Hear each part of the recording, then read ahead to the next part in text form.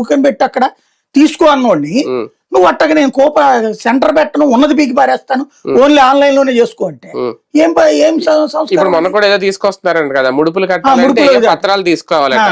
ఇప్పుడు ముడుపు అనేది భక్తులు ఏదో కట్టుకుని అక్కడ వేసుకుంటారు, అది కాకుండా నువ్వు పత్రం కొనుక్కొని ఆన్లైన్ లో డబ్బులు కట్టాలంటే వాడు కాగితం ఇస్తాడా, కాగితం తీసుకెళ్లి అందులో అంటే అది ఒక సంప్రదాయాన్ని మార్చేస్తున్నట్టు కదా. ముడుపు అనేది ఒక సంప్రదాయం. ఏమన్నా ఏ ఆగం పండితులతో అడిగావా నువ్వు? అది అడగకుండా నీ ఇష్టం వచ్చినట్టు నువ్వేం చెప్తావు? బంగారం ఇప్పుడు మిసెస్ కి అప్పుడు ఒంట్లో బాగున్నప్పుడు తను ఒంటి మీద నిలువ దోపిడీ మంగళసూత్రాలు తీసుకెళ్లేసేసి అది సెంటిమెంట్ అంతే. ముడుపు కట్టేది ఎవరికి తెలియకూడదు అంటారు. ఇప్పుడు మీరు ఏదో ఒకటి అనుకుని కట్టి ఇంట్లో పక్కన పెడతారు, క్లియర్ గా అయితే అది తీసుకెళ్లి వేస్తారు.